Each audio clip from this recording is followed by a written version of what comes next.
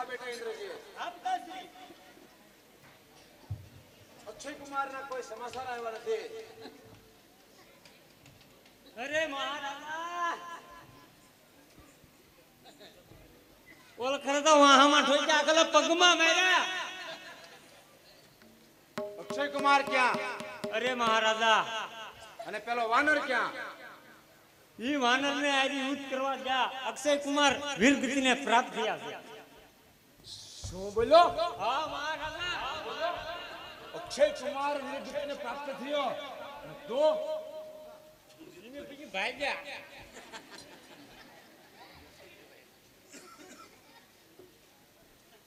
કેવો વાનર છે કે મારો મહાપ્રતાપી મહાશક્તિશાળી વીર યોદ્ધો મારો પુત્ર અક્ષય કુમારનો વધ કરી શકે એવો તો કેવો વાનર હોઈ શકે?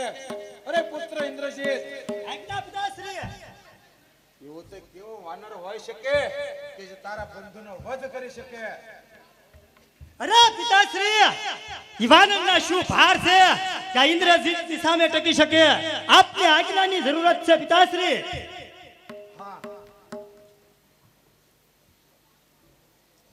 તો બંધુ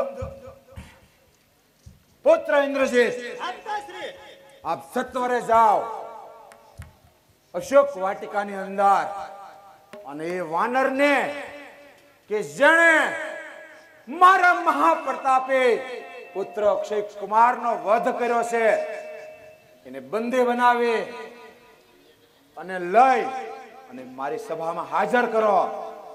હવે તો એ વાનરને મારે જોવો જ છે કે વાનર કેવો છે અને તમારા ઉપર મને પૂર્ણ વિશ્વાસ છે કે મેઘનાથ તમારું નામ હતું અને ઇન્દ્રને હરાવ્યા પછી ઇન્દ્રજીત તમારું નામ પડ્યું. અને મેઘનાથ એટલે શા માટે મેઘનાથ નામ? કે મેઘની ગર્જના જેવો જેનો અવાજ એવો મારો પુત્ર મેઘનાથ, એની પાસે એ વાનરના શું ભાર છે.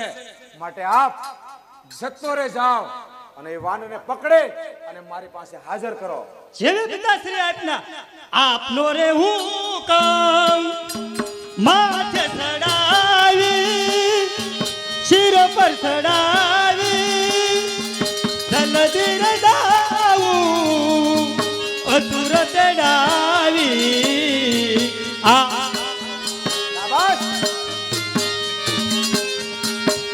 પિતાશ્રી આપની આજ્ઞાથી હમણાં જ અસુર તેડાવીને જાઉં છું. ઈવાનના શું ભાર છે? શાબાશ બેટા, શાબાશ.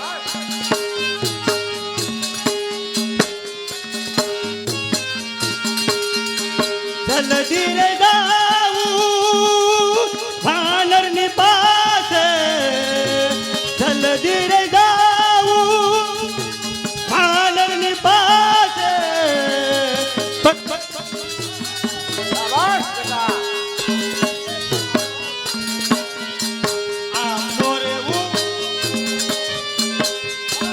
ચડાવી શિર પર ચડાવી જલ્દી રે જાવું અતુર તેડાવી. આપનો રે હુકમ. અરે પિતાશ્રી આપનો હુકમ પાલી હું હમણાં જ જાઉં છું. ઈવાનના શું ભાર છે કે ઇન્દ્રજીતની સામે ટકી શકે? અને જો ઇન્દ્રજીત કદાચ ઈ વાનર જીવતો ન પકડાય અને તને એવું લાગે કે આ વાનર જીવતો નહીં પકડાય તો એક ક્ષણનો વિલંબ કર્યા વગર એનો વધ કરી નાખજે. મારીને પણ મારી પાસે લાવજે ને મારે જોવો છે એ વાનર કેવો છે. લંકેશનો બગીચો જેની અંદર દેવતાઓથી મારી આજ્ઞા સિવાય એક પર્ણ ન તોડાઈ શકાય એવો બગીચો ખેદાન મેદાન કરનાર એ વાનર કેવો છે એને મારે નજરે નિહાળવો છે. ભલે જાઓ વિજયી ભવ.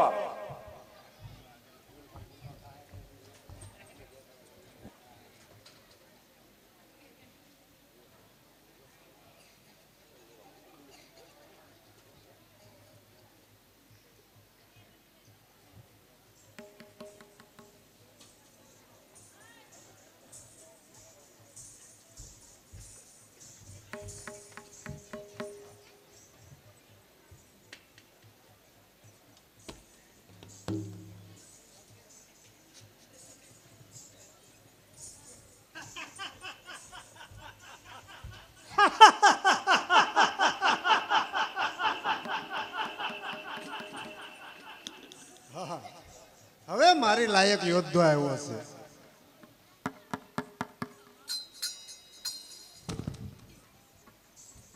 અરે વાનર, કોણ છે તું અને શા માટે આ મારો બાગ તોડ્યો છે? અને આ મારો બાગ તોડી તે બહુ ખરાબ કર્યું છે વાનર. અરે મૂર્ખ, હું રામનો દૂત હનુમાન છું અને તને ખબર નહીં હોય કે પ્રભુએ અમને બનાવ્યા કે ફળ ફૂલ તોડવા, ઝાડ પાન તોડવા એવો મારો સ્વભાવ છે. અરે વાનર, તું જે હો તે, પણ હું કોણ છું તેની તને ખબર છે? હું કોણ? લંકાપતિ રાવણનો પુત્ર મેઘનાદ. ઇન્દ્રને પરાજય કર્યા પછી આ જગતમાં ઇન્દ્રજીતના નામે પ્રખ્યાત છો છું. અને અશોક બાગના ઝાડ તોડી અને તે બહુ ખરાબ કર્યું છે વાનર. અરે મારે તારા નામનું કોઈ કામ નથી, માટે મંદોદરીના પુત્ર તૈયાર થઈ જા.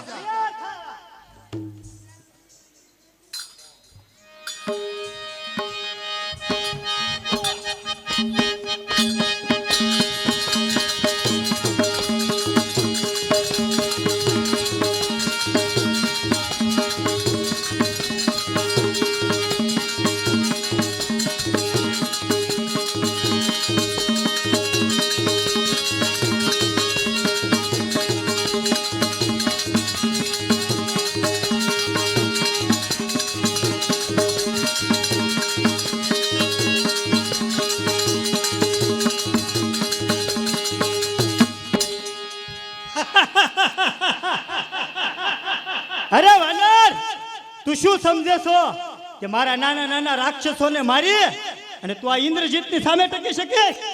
તારી કોઈ ઓકાત નથી. તૈયાર થા.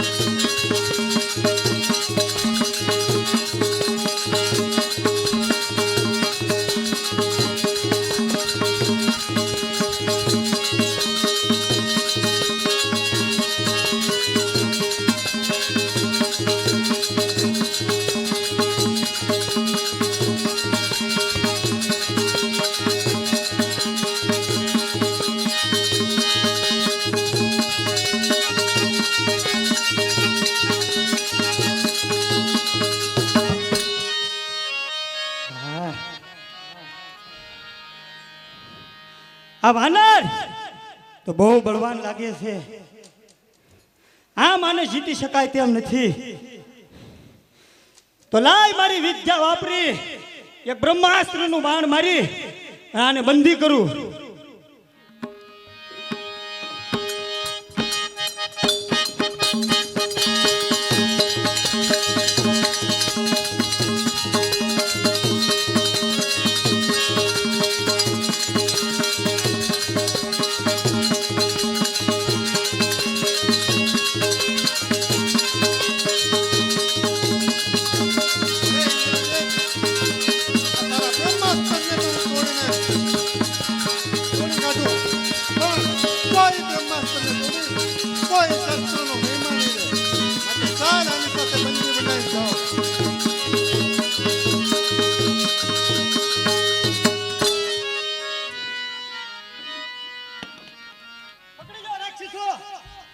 અને લઈ જાઓ પિતાશ્રી પાસે સભામાં.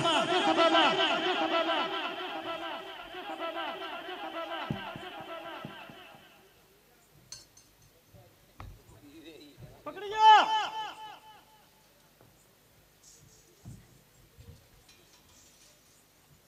ચાલો લઈ જાઓ પિતાશ્રી પાસે.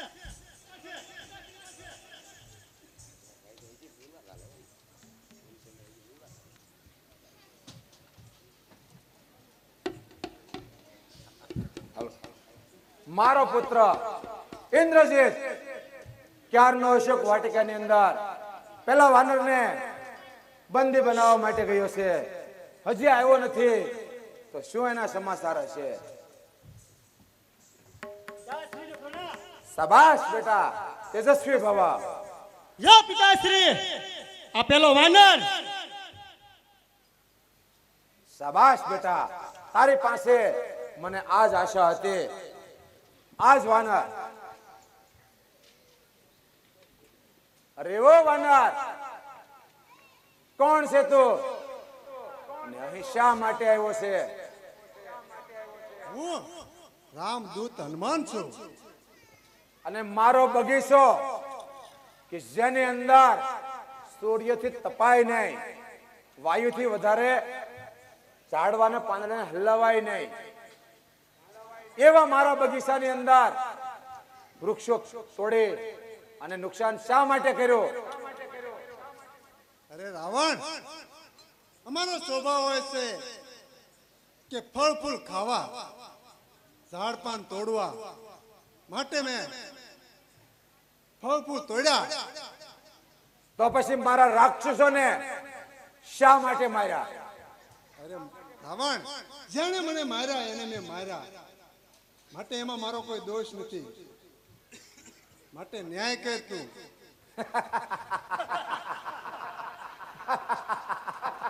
ન્યાય ન્યાય ન્યાય ન્યાય ન્યાય મળશે, અવશ્ય તને ન્યાય મળશે, પરંતુ થોડી વાર પછી. પેલા તું મને એ કહે કે તું અહીંયા આવ્યો શા માટે અને તને અહીંયા મોકલ્યો કોણે? હા, રાવણ, મને મોકલ્યો મારા પ્રભુ શ્રી રામે, અને મારી માતા પાસે આવ્યો છું. જે તું ચોરી હરણ કરીને લાવ્યો, ચોરીને લાવ્યો છું, એટલા માટે આવ્યો છું. અરે મૂર્ખ વાનર, લંકેશની સભામાં મન ફાવે એમ બોલે છો? ડર નથી લાગતો તારા મોતનો? ડર? અરે રાવણ, તું જેમ મન ફાવે એમ બોલે છો મારી સામે, હું કોણ કે રામદૂત હનુમાન, જેની સ્તુતિ બ્રહ્મા કહેતા મહેશ કરે છે, એવા પ્રભુ રામનો દૂત છું. તું વિચારીને બોલજે. મારી સભાની અંદર, મારી લંકાની અંદર મને વિચારીને બોલનાર, કહેનાર વાનર, તારું મોત ભમી રહ્યું છે. મને લાગે છે કે આજ તારો અંતકાળ નજીક છે. અંતકાળ તો તારો આવ્યો. જો મારી માતાને છોડી દે અને પ્રભુ શ્રી રામના શરણોમાં પડી જા, તો જ, નકર તો તારો અંત નિશ્ચય છે. છોડી દઉં, એ પણ જાનકીને, અને પગમાં પડ્યો એ પણ પેલા તપસ્વીઓના. લંકેશ, કોઈને નિમો નથી અને નમશે નહીં. લંકેશ મસ્તક કપાવી શકે છે પણ મસ્તક નમાવી નથી શકતો. માટે વાનર કહું છું, આજ તું એક દૂત બને અને મારી સભામાં આવ્યો છે, નહીં તો પિતાશ્રી, આપની આજ્ઞા હોય તો કઈ તલવારના ઠાઠિયા વાનરના ધરતી મસ્તક જુદા કરો. મને પણ તારી જેમ બેટા ઇન્દ્રજીત એમ જ થાય છે, પણ આ રાજનીતિને વિરુદ્ધ છે. દૂત બને અને જે આવ્યો હોય એને મરાય નહીં, માટે કોઈ વસલો માર્ગ કાઢવો પડશે કે જેથી સાપ પણ ના મરે અને લાઠી પણ ના તૂટે. હા પિતાશ્રી. અરે મૂર્ખ વાનર, બોલ, તારું મોત શેમાં છે? અરે લંકેશ, અમારા વાનરનું મોત જ ન હોય.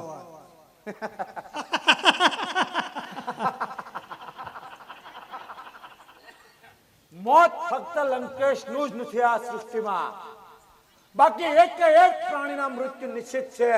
માટે સત્ય કહે તારું મૃત્યુ શેમાં છે,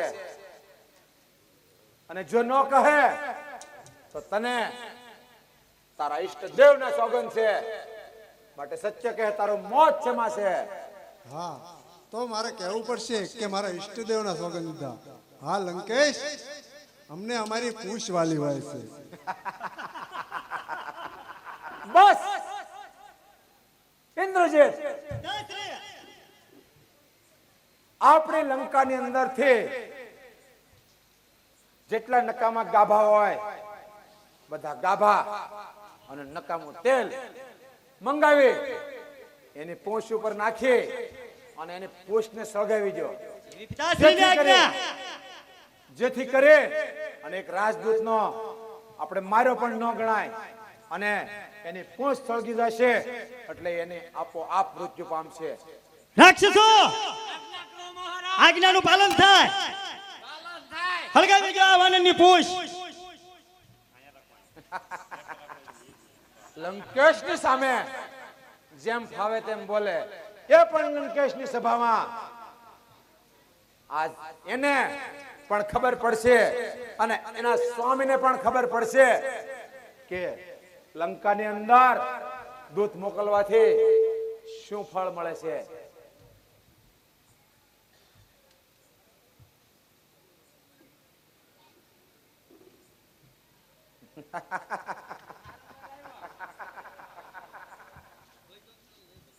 શું કરો છો રાક્ષસો? હળગાવી દો આ વાનરની પૂંછ.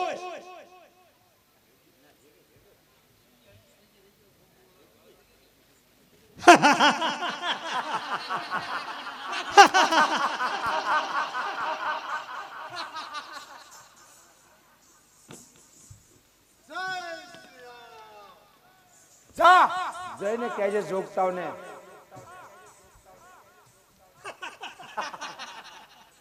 ભલે એને જઈ અને કહેતો એના સ્વામીને કે જો મારી પૂંછ બાળી, ચાલો કશેરી બરખાસ્ત કરો.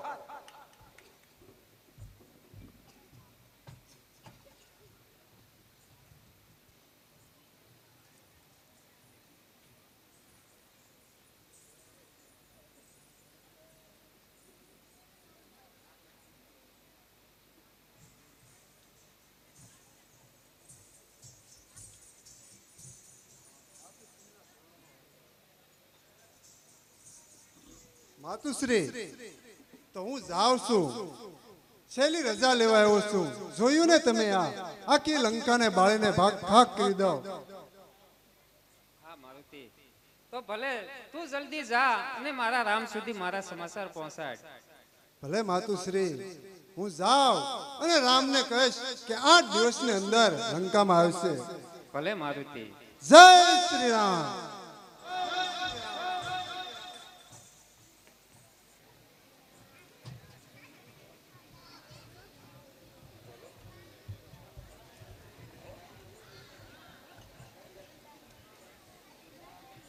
અરે જામવાનજી, હનુમાનજી સમુદ્ર ઓળંગીને પહેલે પાર ગયા છે, તો રાજો સમય થઈ ગયો, હજી સુધી કેમ ના આવ્યા?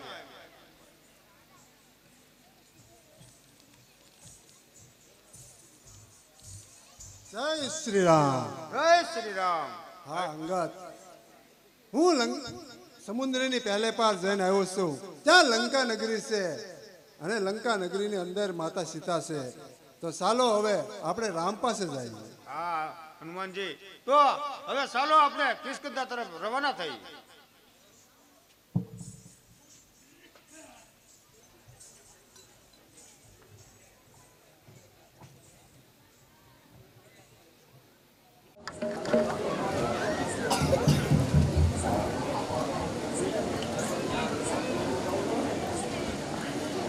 હા પ્રભુ શ્રી રામ, આપણે જે ચારે દિશાઓમાં ટુકડી મોકલી હતી દેવી સીતાની શોધખોળ માટે, તેમાંથી પૂર્વ, પશ્ચિમ અને ઉત્તર દિશાની ટુકડીઓ પાછી આવી છે. તેમને દેવી સીતાની કશી જ ભાળ મળી નથી, પરંતુ હજી દક્ષિણ દિશામાં ગયેલા વીર હનુમાન, યુવરાજ અંગદ એ હજી પરત ફર્યા નથી. તો તે ટુકડી ઉપર આપણને આશા બંધાયેલી છે. તે ટુકડી પણ વહેલાસર પાછી આવે એની હું રાહ જોઈ રહ્યો હતો. જય શ્રી રામ. જય શ્રી રામ.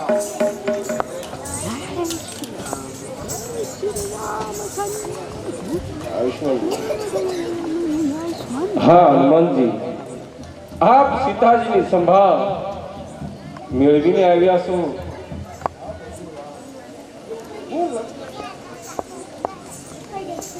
હા પ્રભુ, મારી માતા લંકાની અંદર છે, અશોક બાગની અંદર છે, અને એને દુઃખ એટલું પડી રહ્યું છે કે જે ધરતીની પુત્રી હોય એ જ સહન કરી શકે પ્રભુ.